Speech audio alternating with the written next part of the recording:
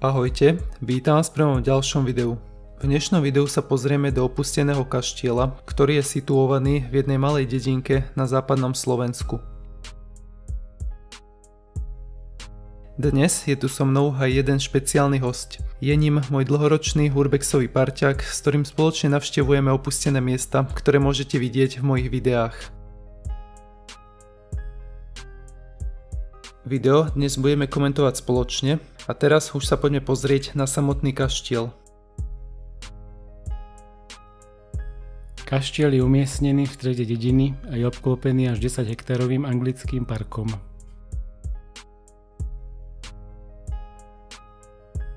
Kedysi v ňom sídlila politická škola. Po jej zrušení tam do roku 2009 fungoval detský domov a časť kaštieľa využívala aj obec ako škôlku. Od roku 2009 je ale kaštiel opustený a chátra.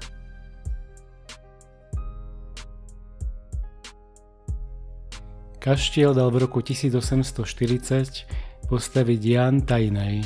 Posledným grófom v kaštieli bol Šimon Revaj s jeho manželkou Amáliou. Tí boli majiteľmi tajnajovských majetkov.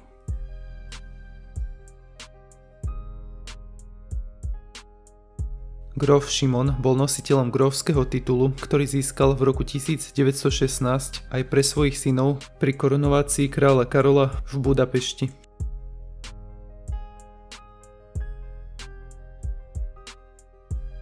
Šimon zomrel v roku 1928 a pochovaný je spolu s dcerou Máriou na panskom cintoríne neďaleko kaštieľa.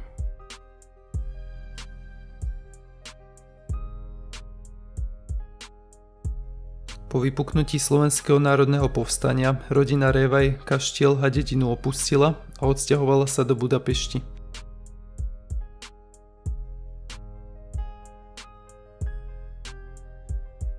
V kaštieli sa neskôr usídlilo nemecké vojsko, potom Červená armáda.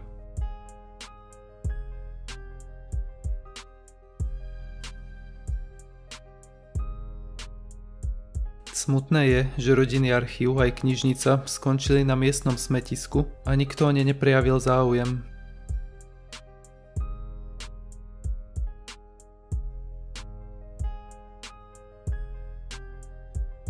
V roku 2009 sa na rodisko svojich príbuzných prišli pozrieť potomkovia grófskeho rodu, ktorí dnes žijú v Belgicku a v Nemecku.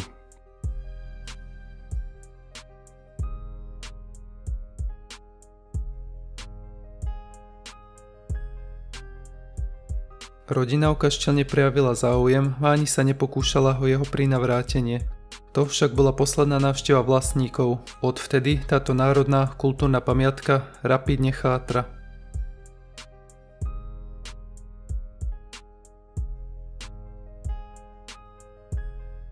V súčasnosti je kaštiel vo vlastníctve štátu a od augusta 2023 je na predaj.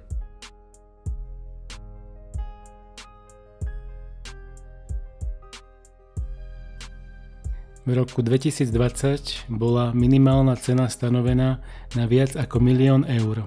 V súčasnosti ho ponúkajú za 955 000 eur.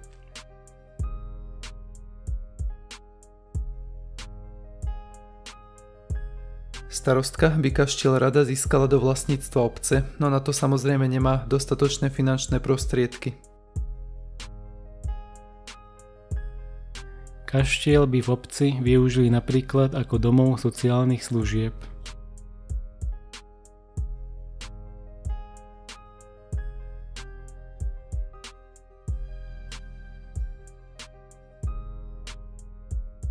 Kto sa stane jeho novým majiteľom, je zatiaľ veľkou neznámou. V prípade, že sa nenájde kupec, kaštiel pravdepodobne skončí v rukách samosprávy.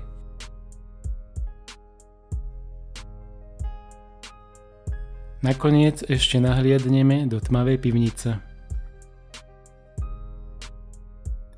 Nachádzala sa tu napríklad práčovňa a hneď vedľa bola miestnosť pre údržbara.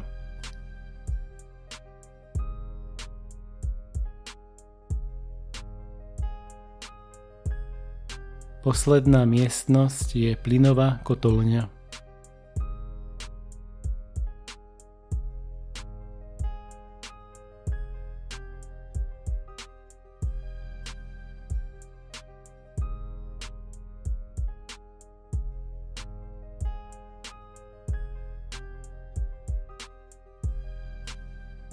Ak sa vám video páčilo, určite nezabudnite zanechať like. Pokiaľ ste tu noví, tak sa prihláste na odber, aby vám neuniklo žiadne nové video. A ja dúfam, že sa uvidíme aj na ďalšom zaujímavom opustenom mieste. Ďakujem za pozvanie a možno sa ešte niekedy uvidíme pri ďalšom videu. A čaute.